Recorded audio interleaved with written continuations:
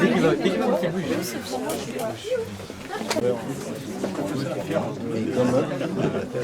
le tigre, la victoire de dire dans le tigre.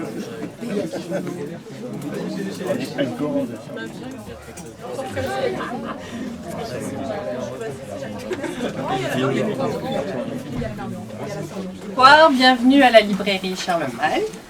Je suis toujours ravie quand je vois autant de monde dans la librairie, donc merci d'être venus si nombreux. Le projet va vous être présenté, mais du coup ça fait maintenant deux ans ou 3 ans qu'on a travaillé en collaboration avec Monsieur Bourguin dans le cadre d'un projet qui s'appelle Jeunes en librairie. Et il y a un travail où ils reçoivent des intervenants, des auteurs, les libraires. Ils viennent en librairie, ils travaillent avec nous pour voir quel est le métier, comment on défend les livres, comment on défend la culture. Et grâce à leur travail qu'ils font toute l'année avec leurs professeurs de terminale et avec Lucille et le CRCN, ils ont monté un projet. Et l'aboutissement de tout ça, c'est que ça prenne vie ici. Donc j'en suis ravie. Je vais laisser leur professeur vous présenter leur projet. Et bonne chance, ça va bien se passer. Bonsoir, merci Stéphanie. Bonsoir à tous. Je suis aussi évidemment très heureux de vous voir si nombreux ce soir. Je ne vais pas tout de suite présenter le projet parce qu'on vous a préparé une petite surprise, un petit préambule introductif. Juste quelques mots sur le déroulement justement de cette soirée. Donc il va y avoir cette fameuse surprise, ce petit préambule préparé par les élèves et Lucille. Et puis ensuite, je reprendrai la parole. Là, je vous présenterai le projet en quelques lignes. Ensuite, il y aura un premier temps de lecture où on va découvrir 4 des premiers textes qu'ont écrits les élèves autour de la mémoire des chantiers navals. Ensuite, on reprendra la parole et là, du coup, on la donnera surtout aux acteurs qui ont participé au projet pour qu'ils puissent vous raconter un petit peu comment ils ont vécu ce projet, qu'est-ce qu'ils en ont retiré, quelles émotions ça a un peu remué chez eux, etc. Ensuite, on aura un deuxième temps de lecture avec les 5 autres textes écrits par les élèves. Et puis après, on dialoguera avec vous et on sera ravis de répondre à vos questions. Voilà, donc du coup, on va se mettre en place. On a même une petite scénographie.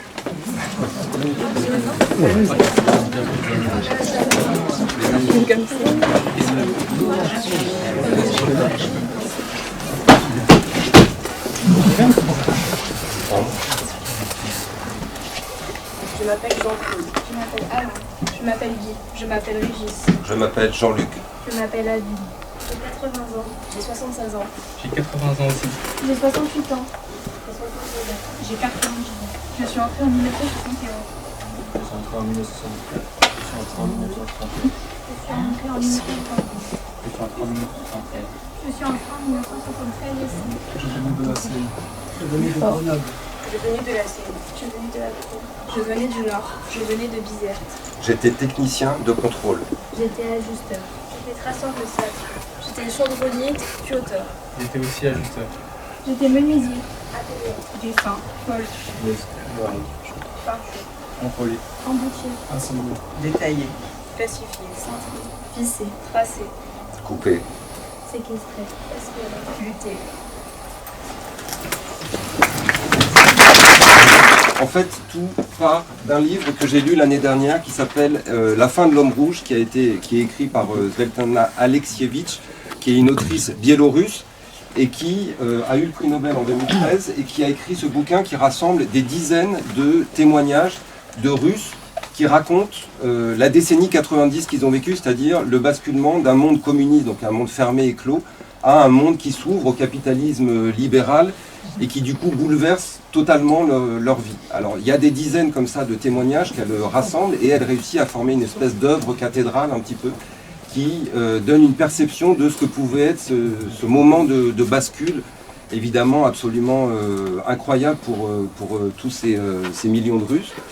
Cette lecture, elle m'a interpellé et du coup, je me suis dit, tiens, il y a sans doute quelque chose à faire autour du témoignage. Je trouvais ça vraiment fort et intéressant à travailler et je me suis dit que voilà, ça serait chouette de pouvoir monter un projet avec des élèves autour du témoignage. Mais après, je me suis dit, bon, il va falloir que j'ai réussisse à ancrer ce projet sur le territoire. Et là, en fait, le parallèle est vite arrivé parce que fin d'un monde, un monde clos comme ça, qui du coup tout s'effondre en quelques années et les gens se retrouvent un peu démunis parce qu'ils n'y étaient pas forcément tout à fait préparés. Évidemment, j'ai pensé à l'histoire des chantiers navals de la Seine-sur-Mer. Voilà, ces chantiers qui avaient fait vivre la ville pendant plus d'un siècle et qui tout d'un coup ont disparu et qui ont comme ça chamboulé la vie, on va dire, de dizaines et de dizaines de personnes. Alors voilà, à partir de cette trame-là, je me suis dit, bon, avec Stéphanie, j'en ai un petit peu parlé, je me suis dit, dans le cadre du projet Jeunes en librairie, ça pourrait marcher.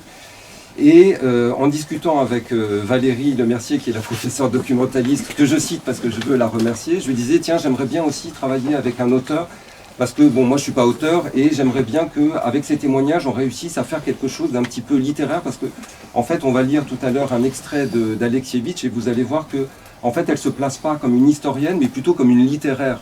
Et du coup, ces témoignages qu'elle a recueillis, elle se donne aussi la liberté de les réagencer, pas forcément de les réécrire, parce que son idée n'est pas du tout de trahir la parole de ceux qui lui ont confié ces témoignages, mais par contre de les réagencer pour en faire justement une œuvre comme ça un peu complète. Et du coup, je me suis dit que j'aimerais bien travailler avec un auteur sur cette piste. Et Valérie, elle m'a conseillé Lucille, qui est ici, un peu cachée avec les élèves, mais qui va vous parler tout à l'heure. Lucille Borde, donc c'est une autrice qui en plus habite à la Seine-sur-Mer.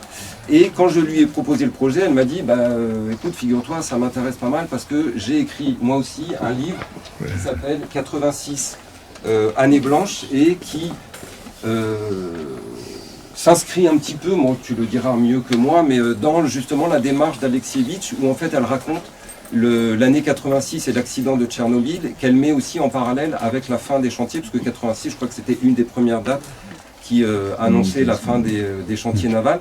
Et donc du coup elle me dit, effectivement Alexievitch je connais bien, et ça m'intéresserait pas mal de faire le projet avec toi et surtout avec les élèves. Donc dans ce cadre-là, on a du coup candidaté à une bourse du CNL. Bon, c'est un peu, je le cite parce que c'est le Centre national du livre qui nous a accordé une bourse qui nous a permis du coup de mener ce projet, parce que ça nous a permis surtout de le financer, et donc on tient à les remercier. Et puis ensuite, il fallait du coup trouver de la matière brute, parce qu'il fallait les trouver, ces témoignages. Une fois qu'on avait l'idée, il fallait du coup rentrer dans le concret. Du coup, j'ai rencontré une première association. Alors je voulais aussi, je ne sais pas s'il y a des gens de HPS. Oui, et la présidente. Bonsoir, je voulais vous remercier parce que vous êtes les premières que j'ai rencontrées et je vous remercie pour votre écoute attentive de mon projet. Parce que du coup, à HPS, je m'étais aperçu qu'ils avaient un corpus enregistré de témoignages de femmes d'ouvriers des chantiers qui du coup racontaient un petit peu leur vie. Bon, alors j'avais trouvé ça intéressant, j'ai proposé ça à Lucille, on en a discuté. Et puis effectivement, Lucille, elle m'a dit, mais peut-être que quand même travailler sur la matière vivante, du témoignage vivant, ça serait quand même plus dans la démarche Alexievitch, etc. Je lui ai dit, bon ok. Et en fait, Lucille, elle avait été en contact avec le CRCN, qui est le centre de ressources pour la construction pour navale. la construction Navale. la construction navale, voilà. Et donc du coup, je suis rentré en contact avec Jean-Claude Bissy, qui est ici, et que je remercie aussi, à qui j'ai proposé le projet. Et en même temps, c'était un projet qui pouvait être aussi un petit peu... sur lesquels ça pouvait donner matière à réflexion, parce que l'idée, moi j'ai dit tout de suite à Jean-Claude, voilà, l'idée c'est qu'on va récupérer, on va vous rencontrer, vous allez nous livrer vos témoignages, mais vos témoignages, les élèves, ils vont s'en emparer, ils vont aussi les fictionner, c'est-à-dire qu'ils vont faire un vrai projet littéraire et ils vont du coup apporter de la fiction dans ce que vous leur aurez raconté. L'idée, c'était pas juste d'avoir une retranscription des témoignages, mais vraiment d'en faire un objet littéraire à part entière. Jean-Claude, bon, j'imagine que vous en avez discuté avec vos collègues, il a été partant, ouvert, et vraiment je vous remercie pour votre générosité, de tout le temps que vous nous avez accordé et consacré. Et du coup, on a noué partenariat avec le CRCN et ils nous ont reçus, donc ils nous ont baladés sur l'ancien site des chantiers pour nous expliquer et nous recontextualiser, enfin surtout pour les élèves, leur recontextualiser un petit peu l'histoire des chantiers navals. Et puis ensuite, on a organisé une grande rencontre au lycée où 5 grands témoins du CRCN ont rencontré les élèves, et là les élèves ont récupéré cette matière brute donc il y avait des tables de discussion et ils ont pu échanger avec chacun de ces grands témoins qui leur ont livré à la fois des anecdotes, leur histoire de vie, ce que ça avait pu chambouler dans leur... On avait préparé cette rencontre avec Lucille en amont pour que les élèves soient bien prêts à essayer de récupérer le maximum de choses intéressantes. Et puis ensuite, ça a été le temps des ateliers d'écriture, du coup encadrés par Lucille, où les élèves, pendant trois ateliers, ont travaillé sur leur texte littéraire. Donc là, ils ont, à partir des témoignages qu'ils avaient recueillis, ils les ont agencés, réagencés, un petit peu fictionnés. Et on est arrivé du coup à cette forme définitive de ces 9 textes qui vont vous être présentés ce soir. Ils sont, alors ces textes, ils vont être lus pour la première fois et les élèves vont vous les offrir et on est très heureux avec Lucille parce que c'est des beaux textes et on est content que les élèves puissent vous les faire partager en direct. Ils sont aussi consultables sur le site internet du lycée. On a fait une revue en ligne sur laquelle vous pouvez vous rendre si jamais vous avez aussi envie de les lire, de les relire, je ne sais pas. Et puis je les ai envoyés aussi à Jean-Claude qui sans doute le mettra aussi sur le site du CACN. Voilà pour la présentation un petit peu rapide du projet, mais bon, je ne voulais pas non plus vous assommer avec tous les détails, mais comme ça au moins vous avez tout l'historique. Et puis on va du coup maintenant rentrer... Alors avant ça, pardon, je voulais qu'on lise un extrait d'Alexievitch justement, parce que en fait cet extrait, il justifie toute la démarche qu'on a entrepris avec Lucille autour justement de ce positionnement par rapport au témoignage entre histoire et littérature, entre réalité et fiction. Et je pense qu'évidemment, il n'y a pas mieux que Alexievitch pour nous faire part de cette façon d'approcher le témoignage. Ambre, du coup, c'est à toi. Je vais lire un extrait de La fin de l'homme rouge, extrait de remarques d'une complice, Svetlana Alexievitch. La civilisation soviétique, je me dépêche de consigner ses traces. Des visages que je connais bien. Je pose des questions, non sur le socialisme, mais sur l'amour, la jalousie, l'enfance, la vieillesse, sur la musique, les danses, les coupes de cheveux, sur les milliers de détails d'une vie qui a disparu. C'est la seule façon d'insérer la catastrophe dans un cadre familier et d'essayer de raconter quelque chose, de deviner quelque chose. Je n'en finis pas de m'étonner de voir à quel point une vie humaine est passionnante. La quantité infinie de vérités humaines, l'histoire ne s'intéresse qu'aux faits, les émotions, elles, restent en marge. Ce n'est pas l'usage de les laisser entrer dans l'histoire. Moi, je regarde le monde avec les yeux d'une littéraire et non d'une historienne. Je suis étonnée par l'être humain. Où l'on parle d'un son aimé. À 6 heures, le réveil sonnait et je ne traînais pas au lit. C'était presque devenu un plaisir de me lever parce que je savais que la journée qui m'attendait me plaisait. J'enfilai mes vêtements et je démarrai ma mobilette. En arrivant devant les portes des chantiers, il y avait du mouvement, de la vie. Les vendeurs de sandwich étaient installés et haussaient leur voix pour attirer les premiers clients. À côté, un homme me tendait toujours un journal avec un sourire, que je prenais automatiquement. Pas tant pour lire les informations de la veille, mais parce que cela faisait partie de mes habitudes. À 7 heures, c'était le premier coup de sifflet qui retentissait, et tout le monde se pressait et se bousculait pour pouvoir entrer en premier au chantier. Car si on avait le malheur de louper le premier coup de sifflet, on restait dehors et on perdait de l'argent sur notre journée de travail. Alors, il fallait savoir être ponctuel. Le deuxième coup de sifflet, lui, nous invitait à nous changer. Je revêtais ma tenue de travail et, comme tous les jours, elle se composait d'une combinaison verte, de gants et d'un casque. Grâce à cette tenue, tout le monde était au même niveau. Plus aucune différence n'existait entre nous. Puis enfin, le troisième coup de sifflet venait. La journée pouvait alors commencer. Ce son, je l'adorais, il retentissait bruyamment dans toute la ville de la Seine. Tout le monde le connaissait. À midi, c'était la pause. Certains fumaient et d'autres restaient silencieux. On avait 1 heure entre le coup de sifflet de midi et celui de 13 heures, qui sonnait la reprise du boulot. Ceux qui arrivaient à nouveau en retard avaient leur nom inscrit sur une grande feuille blanche. Enfin, à 18h10, le dernier coup de sifflet retentissait. Je sautais sur ma mobilette pour rentrer chez moi. La journée était finie. Pour les Seinois, les chantiers c'était tout. Il n'y avait pas que ceux de la Seine d'ailleurs. Des gens de partout arrivaient pour travailler au chantier. Nous étions beaucoup, tous différents et solidaires. C'était ça les chantiers. Nous étions des milliers d'histoires rassemblées ici. Pour ma part, cela relevait davantage d'une institution. Quand ton père, ton oncle et puis ton cousin travaillent au chantier, ce n'était que le destin d'y aller. 10 ans plus tôt, je n'aurais pas pu en parler. La fin des chantiers a marqué nos vies comme rien ne l'avait fait auparavant. Mais aujourd'hui, je pense qu'il est important de mettre des mots sur nos mots, de trouver le moyen de se réparer et de raconter l'histoire symbolique des chantiers navals de la Seine. En 1971, C'est l'année où pour la première fois j'ai mis les pieds au chantier. J'avais 26 ans. Quand on était petits, nous, les enfants de la Seine, on s'amusait à agripper le pont levant pour se laisser tomber dans l'eau. Pour nous, le pont c'était comme la tour Eiffel. Une fois adulte, le franchir pour travailler au chantier, c'était une concrétisation. C'était en pleine construction du Montana, et je me souviens encore de l'effervescence des hommes qui s'agitaient, l'odeur de l'acier fondu, le bruit des chaînes et puis l'air irrespirable chargé d'amiante. Ça grouillait de monde. Nous étions 7000 au total. Une ville dans la ville.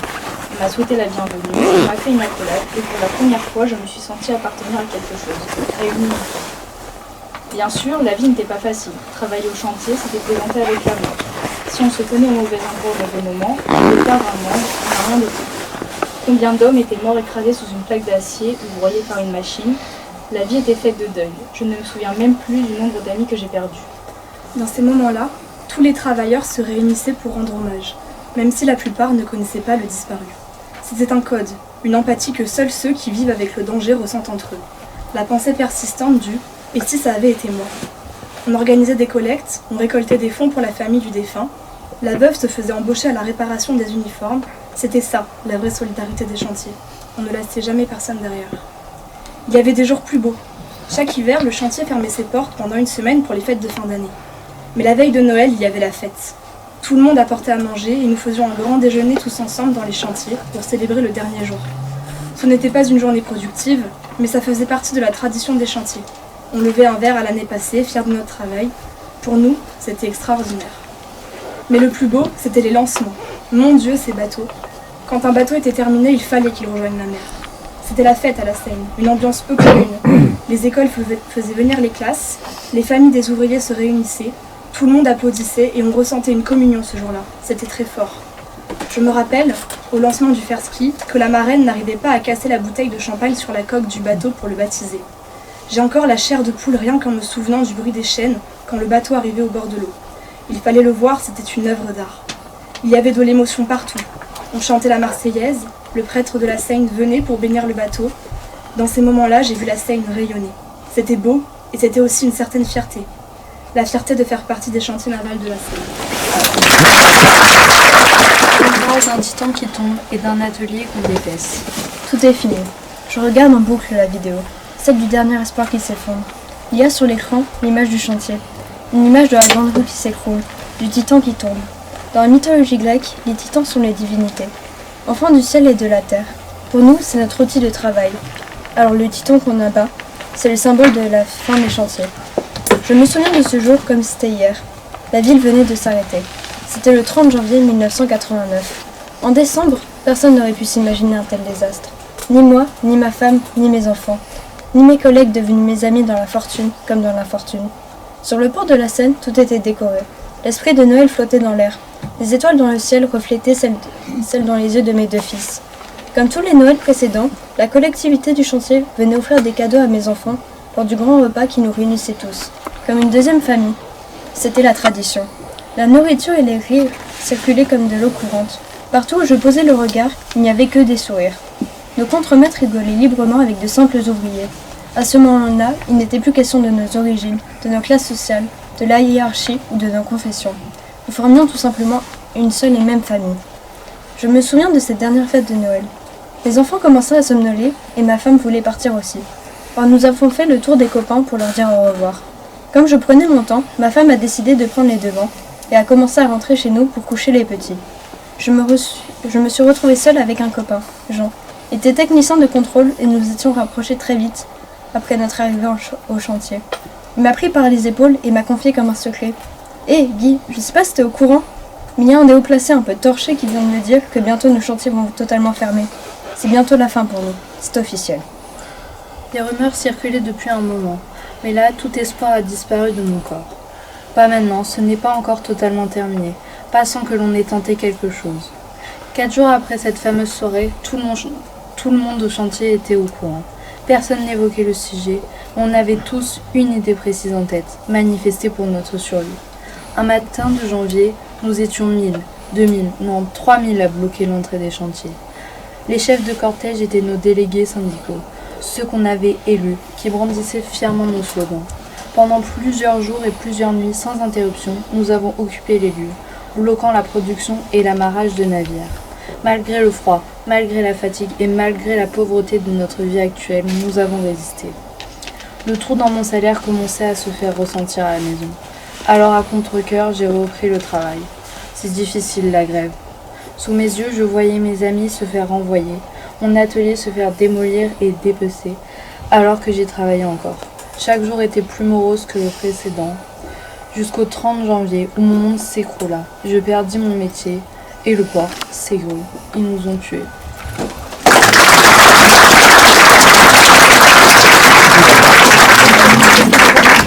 On va poursuivre avec un quatrième texte, et c'est Romane et Martin qui vont nous proposer. Où l'on parle d'une lettre et d'une autre. Je me rappelle toujours de mon premier jour en chantier. Le 5 avril 1972. Je n'ai que 15 ans. Le ciel est bleu. Le ciel est bleu, quelques nuages cotonneux le voilant, ici et là. Le Mistral n'est pas très violent en comparaison du jour précédent. Lorsque je me présente devant les portes, une vraie marée humaine se dresse devant moi. Cela m'effraie.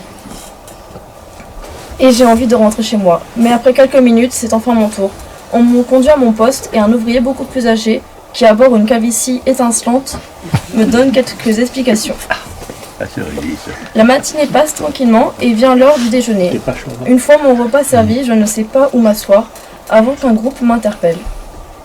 Je m'assois à côté d'eux. L'après-midi passe vite et les sirènes retentissent, annonçant la fin de notre journée de travail. Et cette journée se répète. Malgré le temps capricieux, certains jours, en 1981, j'ai 24 ans. Et je me marie avec une merveilleuse jeune femme, Rose, ma belle Rose. Elle est institutrice dans une école, mais un an plus tard, lorsque Rose donne naissance à notre fils, elle quitte son emploi pour devenir femme au foyer. Cela ne me dérange pas. J'ai obtenu une promotion, mon salaire suffit largement à subvenir à nos besoins. Au travail, tout se passe bien. Je me suis rapprochée de mes collègues, rencontrés le premier jour, tout est parfait. Le 15 décembre 1984. Le temps est morose. Le ciel voilé par des nuages noirs. Nous pourrions être en pleine nuit. Le Mistral est d'une froideur telle qu'on croirait qu'il vient de passer. Malgré le mauvais temps, je m'apprête à aller travailler. Quand soudain, on toque à la porte. Ma femme est en train de prendre le petit déjeuner avec notre fils. Quand j'ouvre, je vois un homme mince, vêtu d'un grand manteau noir. Il me salue et me demande mon identité. Il me tend une lettre sans m'en dire plus. Puis, il se retourne et part la tête basse. Je rentre alors dans la maison, un peu perplexe. Je m'assois sur le divan du salon et j'ouvre doucement la lettre. Lorsque je lis ces quelques mots, mon sang se fige et la lettre me glisse des mains. Vous êtes licencié. Des larmes se mettent à couler sur mes joues. C'est la première fois depuis que je suis enfant. Je me dis, mais que vais-je faire? Qu'allons-nous devenir? Je cherche en vain un travail. Ma femme doit s'occuper de notre enfant. Nos relations se dégradent. Oh ma belle Rose, que je suis désolé de t'avoir déçu. Après quelque temps, le désespoir m'envahit. Rose me quitte, me laissant seul dans notre maison. Pourtant, je l'aime encore. Et je plonge doucement dans une profonde dépression. N'ayant plus de raison de chercher un emploi, je passe mes journées à boire, seul, enfermé chez moi. À 31 ans, j'ai perdu ma femme, perdu mon fils, perdu mon travail. J'ai tout perdu. Mon cher Gérard, je suis sincèrement désolé de t'annoncer cela. De cette façon, mais si tu lis cette lettre, c'est que je suis mort. Voilà ce que j'ai eu dans la lettre de Vincent, que Laurent trouva pendu dans son garage.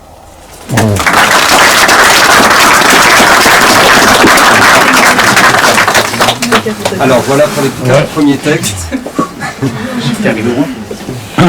Et en même temps, c'est aussi ça l'histoire des chantiers. Alors, on va faire une petite pause et moi j'aimerais bien qu'on puisse distribuer un peu la parole à tous les acteurs qui ont participé à ce projet.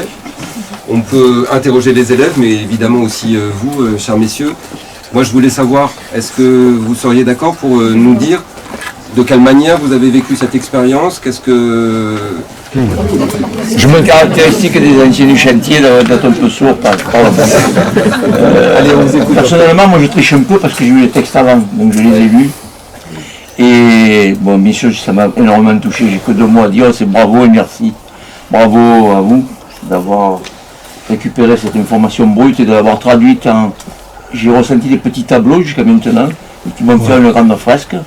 Il y a des éléments complètement véridiques, il y a des éléments romancés, mais l'essentiel est dit. cette douleur que nous avons eue. Et là, chaque fois que j'entends ça, je ressens de l'émotion. Parce que je me retrouve comme en 89, quand le chantier a fermé. Mais je pense qu'il y a des copains qui parleront de leur licenciement encore plus fortement que moi, parce que les licenciements ont été échelonnés de 85 à 89.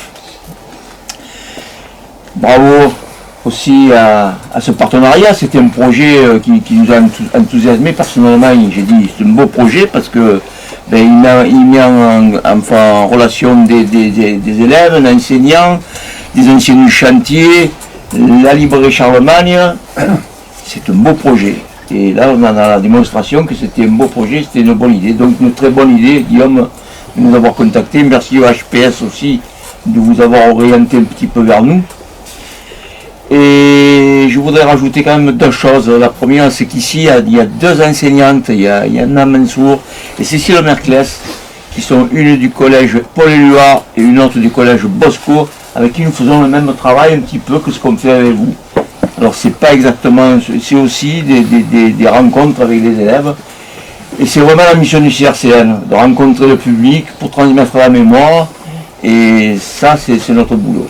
Et la dernière chose que je voudrais dire, c'est ici, il y a une âme particulière. Je ne sais pas pour ceux qui le savent, mais ici, avant d'être à la librairie Charlemagne, c'était un cinéma. C'était un cinéma, c'était le Rex. Et le Rex, c'était le cinéma que quand on était minot, quand on avait les parents du chantier, on allait pour le Noël, il y avait la distribution du Père Noël et tout. Alors ici, il y a une âme, et je suis bien content que de la culture cinématographique, qu'on soit passé à la culture littéraire. Merci. Mais c'est cette mise en forme qu'ils ont fait. Oui, très bien écrit. Ça, c'est vraiment très touchant et c'est vraiment très beau, quoi. Oh ouais, c'est un beau travail. déjà motiver des jeunes un jeudi soir à 19h. Je l'avais dit, c'est un projet collectif. Il faut qu'on respecte le collectif des chantiers. Je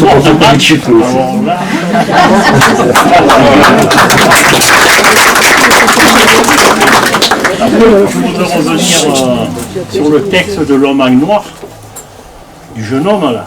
C'était un huissier de justice. Pour ceux qui ne le savent pas, c'était un huissier de justice. Un huissier de justice, c'est comme si vous alliez être condamné par un tribunal pour un impayé, pour une infraction, on a été traité comme ça par des huissiers de justice. Des huissiers de justice. Ils sont arrivés le vendredi après-midi, vous portez la lettre. Vous voyez, pour le truc de l'huissier, là, de l'homme en noir. Voilà. D'un point de vue littéraire, c'est mieux en noir qu'huissier de justice. Est-ce que vous voulez rajouter quelque chose? Non. Ben, tout a été dit. Hein. Tout a été dit. Après, vous pourrez reprendre la parole si vous voulez. Moi, j'ai eu un licenciement un peu différent, je dirais. Alors, on avait un projet industriel derrière, et ce qui a permis que l'atelier mécanique soit toujours debout, qu'il y ait eu un projet dessus, et malheureusement qui ne va pas se faire. Mais nous, on a eu, avec un ingénieur du chantier, le projet de remettre en marche l'atelier mécanique en 1989. Donc on a remis l'atelier mécanique en 1989 en créant CPM, Compagnie Provençale de Mécanique. Et donc j'ai pris la suite du chantier dans l'atelier mécanique jusqu'en 2001. Je vous dis quelque chose, mais c'est par rapport à Lucille Borde que j'ai oublié. Je vais quand même vous raconter comment elle va prendre la parole. C'était pour le public. Lucille Borde passe dans le journal Var Matin, où elle raconte son bouquin et tout. Et je ne sais pas si vous avez vu, souvent ça arrive, et il demande au personnage qui est cité, qu'est-ce que vous feriez avec une baguette magique? Et elle marque, je ferai revenir les chantiers. J'ai dit, celle-là, tu as travaillé avec les élèves sur justement ce mélange entre la fiction, la réalité, le recueil de témoignages, etc. Bon, moi, ce que je voudrais dire d'abord, c'est que j'avais lu les textes, bien sûr, mais que vous les entendre dire ce soir, c'est vraiment super. C'est vraiment super, je vous remercie. Parce que ce qui est beau, c'est que ce soit de jeunes voix et les mots des jeunes qui prennent le relais de vos voix et de vos mots. Pour moi, c'était ça l'objectif du projet, en fait. Mon rôle, il était là. C'était juste que les voix passent, que les mots passent, que la mémoire et l'imaginaire passent d'une génération à l'autre. Et bon, je crois qu'on a réussi, voilà. Voilà, je reparlerai peut-être un petit peu tout à l'heure, mais merci beaucoup à vous et toutes.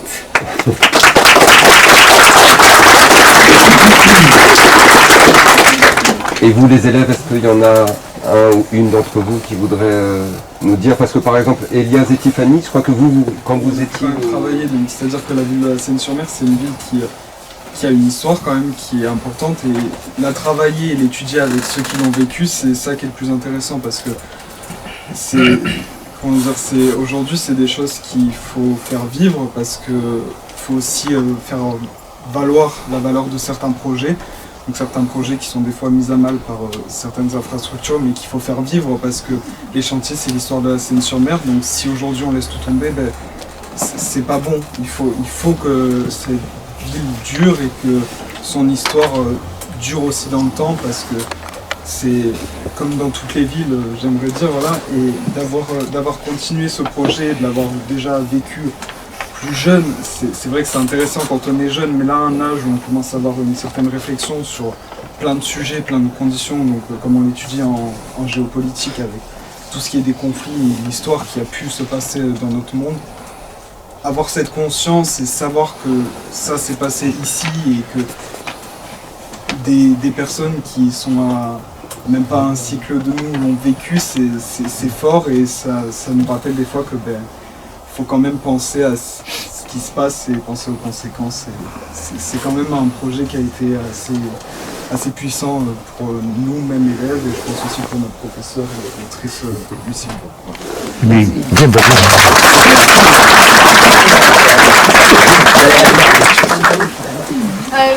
Là, j'ai un petit peu tout dit, mais moi, alors quand j'étais en CM2 et que j'ai fait les chantiers, honnêtement, j'ai pas beaucoup de souvenirs, parce que franchement je crois que j'ai oublié les trois quarts, et aussi comme il dit Elias, quand on est jeune on retient pas vraiment, mais c'est vrai que quand je m'y suis penchée et que quand j'ai vu aussi mon grand-père qui avait travaillé dans les chantiers, en fait ça m'a beaucoup intéressée, parce qu'au début j'étais perplexe, je me disais bon, je sais pas trop de quoi ça va parler, j'étais pas très confiante, mais au final les témoignages ça m'a beaucoup touchée, et au final je me dis que c'est une expérience qui est quand même enrichissante, parce que on voit que la mémoire elle est retranscrite, et moi ça m'émeut beaucoup de voir que les anciens ils sont quand même émus de ce qu'on a fait, et voilà, moi je suis contente d'avoir fait ce projet.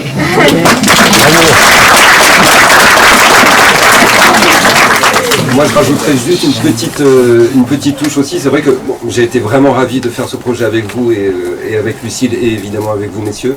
Et puis surtout j'ai vu le groupe se transformer au fur et à mesure de l'avancée du projet.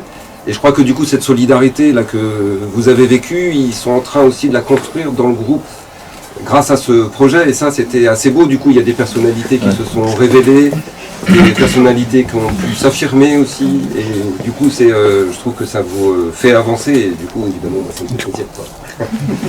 Alors si vous voulez on peut poursuivre la lecture avec un cinquième texte, et cette fois-ci c'est Lénie et Raphaël qui vont nous proposer leur texte. bien fort. Où l'on parle d'un député et d'un bureau fermé à clé. C'était un député socialiste. Un matin, avant d'aller au chantier, un contremaître m'a informé que je n'irais plus travailler. J'étais complètement désorienté. J'avais l'impression que le monde s'était écroulé. Pour assurer mon rôle de père de famille, j'ai été forcé de rebondir. Pas de place pour la dépression. Alors j'ai cherché du travail. Partout, tout le temps, j'étais à l'affût d'un emploi. Puis j'ai trouvé une entreprise de carénage de sous-marins nucléaires où j'ai travaillé 9 ans et occupé les fonctions de délégué du personnel. Grâce à ce poste de délégué du personnel, j'ai réussi à convaincre mes collègues de travail de manifester pour mes anciens camarades des chantiers de la Seine-sur-Marne. Pas question de laisser tomber. Depuis la fermeture des chantiers, de nombreux licenciés étaient encore sans emploi. Donc, un matin d'hiver, j'ai pris une poignée de mes copains avec moi et nous sommes allés manifester devant le bureau de ce fameux député socialiste, Gaillard, que nous pensions notre allié. Au premier abord, il nous a montré une compréhension totale et nous a affirmé qu'il allait s'en charger, qu'il comptait faire changer les choses rapidement. Un mois plus tard, la situation ne s'était pas améliorée, au contraire. Un matin, en buvant mon café, j'ai lu dans le journal qu'un ancien de mes camarades s'était suicidé. Après cette nouvelle tragique, nous sommes retournés voir le député. Et c'est un soir de l'hiver 2006 que j'ai fait la chose la plus folle de toute ma vie. Il faisait nuit depuis quelques heures quand nous avons frappé à la porte du bureau de M. Gaillard. Quand il nous a ouvert, il a eu l'air surpris et affolé, mais il était surtout seul et sans défense. Alors nous sommes rentrés et avons fermé la clé derrière nous. Nous lui avons fait peur, très peur. Croyez-moi, il a passé un sale quart d'heure. À notre départ, il était blanc comme un cachet d'aspirine. Moins d'une semaine après, nombreux de mes collègues des chantiers avaient retrouvé un emploi. Cette fois-ci, ça avait porté ses fruits. Et c'est comme ça que j'ai séquestré un député. De ne pas trouver ces mots. Un matin, en lisant le journal, une nouvelle dans la rubrique nécrologie nous a tous rendus pâles. Un ami à moi, mort à son domicile. Le journal n'en disait ni plus ni moins. J'ai contacté sa femme un peu plus tard pour la rencontrer devant la porte des chantiers. On a discuté de souvenirs encore trop récents pour elle, et j'ai obtenu des réponses trop sombres. La pauvre femme, jadis si belle et si aimante envers son mari, maintenant tremblante et en pleurs. C'était un bien trop triste contraste. Elle niait en bloc et ne voulait pas avouer la vérité. Elle parlait d'abord d'un meurtre, des détails flous, seulement sur la surface. Elle se perdait dans des propos incohérents, elle mâchait ses mots, en sanglots, puis elle a avoué. Un suicide.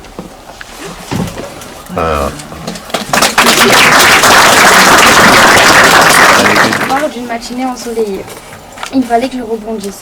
Pour ma famille, je ne devais pas me laisser aller. Garder le moral solide, on se l'était promis. Maintenant, c'est comme ça. Quoi qu'il arrive, nous resterons soudés. Je n'aurais jamais pensé qu'on briserait cette dynastie, des hommes de mon ascendance qui travaillaient au chantier de génération en génération. C'était en avril 89, une matinée ensoleillée. Cette journée me semblait banale, alors qu'elle me marquerait pour le restant de mes jours. Une simple lettre et c'était fini. Fini le travail au chantier. Sorti pour la dernière fois de ce lieu si symbolique, écœuré et incertain de mon destin, je me demandais comment l'annoncer à mes proches, les rassurer alors que moi-même j'étais anéantie et incapable de m'imaginer ailleurs. Sur le trajet du retour, cette ville que je connaissais si bien me paraissait inconnue, mélancolique, tel le reflet de mon esprit. En poussant le portail, il a suffi d'un seul regard pour qu'elle comprenne que notre vie allait prendre un tout autre tour. Il est vrai que depuis un moment, une atmosphère pesante régnait sur les chantiers. Les copains partaient les uns après les autres. Il fallait tout reconstruire, repartir à zéro. Épaulée et toujours conseillée par ma femme, j'ai pu trouver des petits boulots peu valorisants, et la baisse de revenus s'est vite fait sentir à la maison. On devait apprendre à vivre autrement. Ma femme s'est battue, elle aussi, pour trouver du travail afin de financer les études de nos filles. Après plusieurs années de galère sans boulot fixe, j'ai eu l'opportunité de devenir chauffeur de poids lourd, par une connaissance. J'avais juste à passer le permis adéquat. Sachant que je pouvais avoir un meilleur salaire, je n'ai pas réfléchi très longtemps. 2 mois plus tard, j'ai enfin pu commencer. Bien que je sois souvent en vadrouille, loin de ma famille, ce travail ne m'a pas déplu. Et c'est finalement à l'âge de 55 ans que j'ai pu partir en retraite, profiter de la vie avec ma femme, mes enfants et mes petits-enfants. Aujourd'hui, 35 ans se sont écoulés après l'événement le plus bouleversant de notre vie, mon licenciement.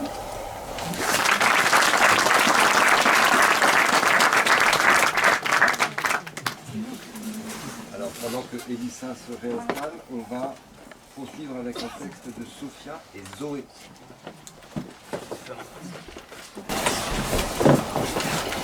Où l'on parle de voyage en camping-car. On vivait 10 mois sur 12 dans un camping-car. Le 11 mars 1989, c'était officiellement la fin pour moi au chantier. Heureusement, après la fermeture, on m'a tout de suite réembauché, mais loin de ma femme. Alors, la dernière année, j'ai craqué. Il fallait trouver un moyen pour que ma femme, seule et au foyer, me rejoigne. Ma femme, je l'ai toujours chérie et elle m'a toujours épaulée. Chaque midi, je rentrais à ses côtés pour le déjeuner, alors quand les chantiers ont fermé, c'est toute notre routine qui a été bouleversée. Moi, je ne me suis pas découragée. J'ai enchaîné les missions, mais j'étais malheureux. Finalement, j'ai acheté un camping-car et nous sommes partis sur les routes. Ah ça, on en a vu du pays. Un soir d'automne, nous sommes arrivés dans la commune de Plaisir, en région parisienne. Un joli nom, Plaisir, mais bon. Nous n'avons pas très bien été accueillis, avec notre accent chantant du sud et notre teint métissé. À peine arrivés au camping, on nous a fait comprendre que nous n'étions pas les bienvenus. À Plaisir, j'ai été embauchée par la sous-traitance de la CNIL. Ma mission était le traitement des ordures ménagères. C'était un travail rude et difficile, bien différent de celui au chantier. C'était plus un métier alimentaire qu'une passion. Après ce très long périple de plusieurs années en camping-car à travers la France, j'ai reçu un appel pour une proposition des plus surprenantes. J'ai tout de suite accepté et me voici partie pour une mission de l'autre côté de la Méditerranée. Je suis arrivée le 13 octobre 1994 en Arabie Saoudite. J'étais chargée d'expertise sur les frégates et les pétroliers ravitailleurs qui étaient d'ailleurs autrefois fabriqués au chantier naval de la Seine-sur-Mer. Une nouvelle ironie du sort. La tâche qui m'était confiée était certes plus intéressante que celle proposée à Plaisir, mais le mal du pays m'a gagné. Ma femme, mes enfants et mon camping-car, laissé sur le continent, me manquaient. Cette mission, pleine de rebondissements, fut la dernière loin de chez moi. En juin 1995, j'ai fini par rentrer, le cœur lourd de souvenirs, mais sans aucun regret.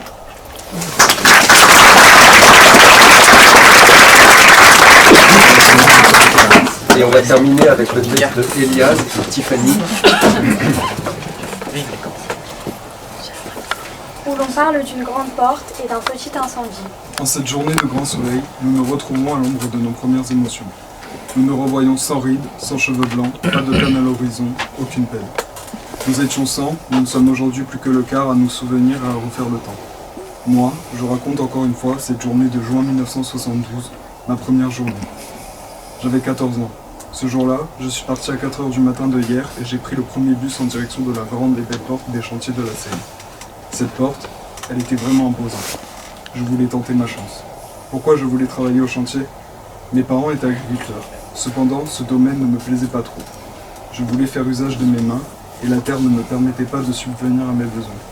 Je venais au chantier pour gagner de quoi vivre. J'ai eu très vite le désir d'être indépendant et d'avancer seul dans ma vie. Pour se faire embaucher une première fois, on passait le seuil après de multiples tests. Y réussir nous faisait sentir spéciaux aux yeux du contremaître. Mais ce premier jour de travail, au 7e coup de cloche passé midi, la porte n'avait plus la même tenue, la même prestance.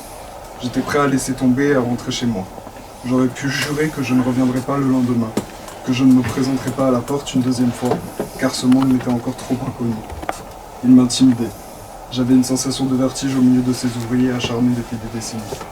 Avec mes copains, on en avait beaucoup parlé, on les admirait. Faire comme eux, c'était notre vie, notre objectif. 1 an a passé et je ne prenais plus le bus. Je m'étais offert à l'aide de mes premières payes et de mes primes une mobilette. Puis, j'ai rencontré ma première compagne et j'ai mis de côté pour une 2 chevaux. L'été, on partait avec le comité d'entreprise. Cela permettait de faire une pause, de s'évader.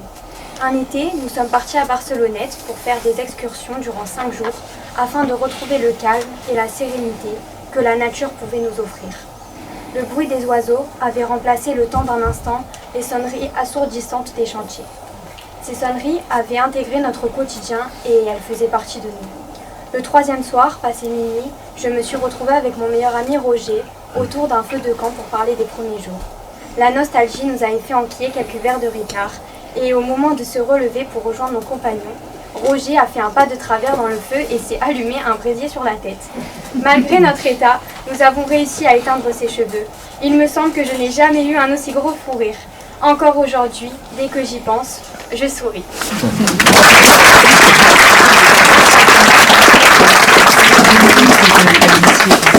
Voilà, on a fait le tour des 9 textes qui nous racontent un petit peu avec plein de tonalités différentes vos histoires, messieurs.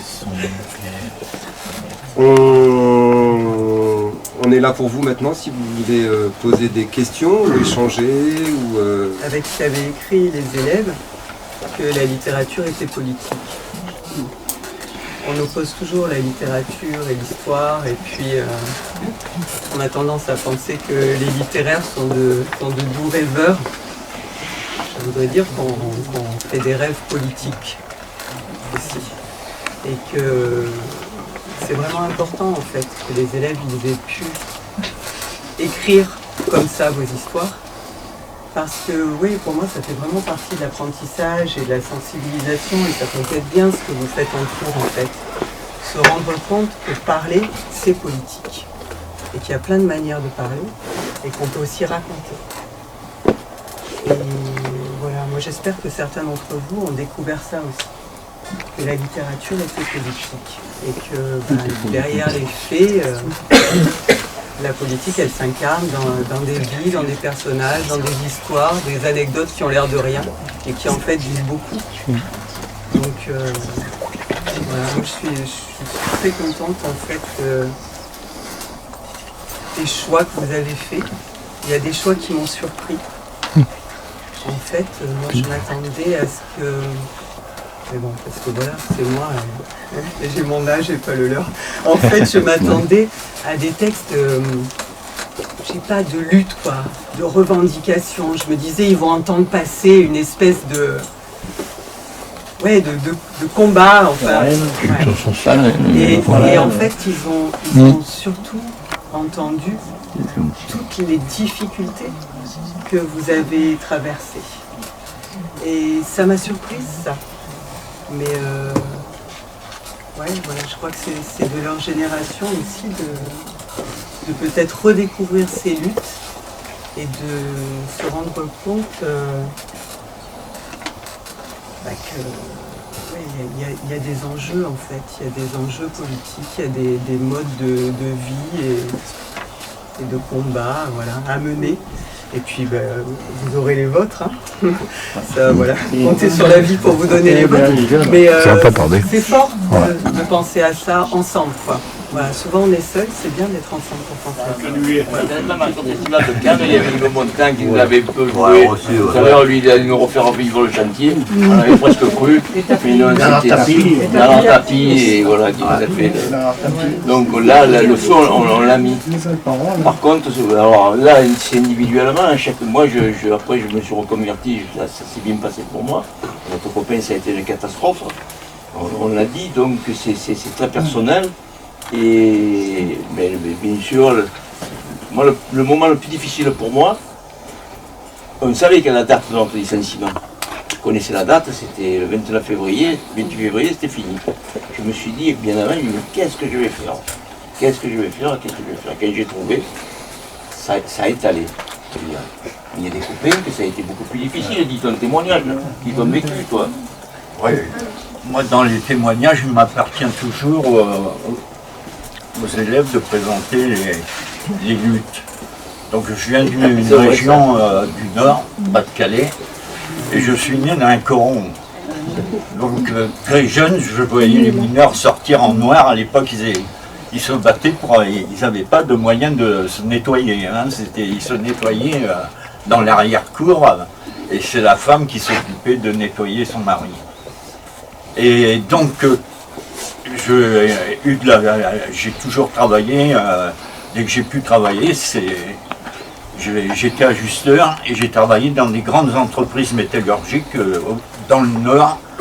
Et je suis arrivé ici en voyage de noces pour rentrer à la SNCF. J'avais passé les concours à Paris à la SNCF et puis les chantiers, ils embauchaient. Donc j'ai eu la chance de faire une carrière au chantier. Mais pour parler de dire, c'est pas simple. On ne peut pas parler de Germinal non plus, parce qu'on ne vivait plus déjà. L'après-guerre nous a amené à un essor de croissance énorme, dans laquelle les travailleurs qui ont vécu Germinal, comme mes grands-parents, mon père a fait 5 ans en Allemagne pour avoir fait les grèves en 41, il en fait 8 supplémentaires en 48 pour avoir arrêté les fours à coke des mines. Et tout ça a amené quand même des grandes luttes qui ont amené ce progrès social et cette croissance qui a été créée. La particularité de la France, c'est que nous avions quand même une histoire industrielle très forte. Ce qui est inquiétant, c'est aujourd'hui, parce qu'on a les répercussions aujourd'hui d'un mauvais traitement de l'industrie qu'on a fait à l'époque. Sans vergogne, hein. Parce qu'on peut en parler quand même. Il y a quand même des profits. On a beau répéter qu'on les réinvestit, mais enfin, il y a quand même aujourd'hui, tant qu'on voit cet argent qu'il y a, il y a de quoi, effectivement.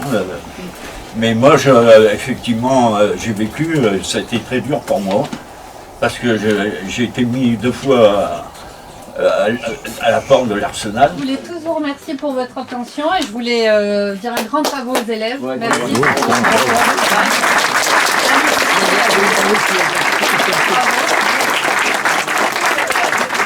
Merci pour ce moment. Je vous invite, vous pouvez vous rafraîchir avec un petit verre là-bas derrière et continuer à discuter de manière informelle avec Lucille, avec Guillaume, avec les élèves et tous ensemble, on peut partager un petit moment convivial. Mais merci beaucoup et merci pour votre travail. Merci à toi pour ton accueil.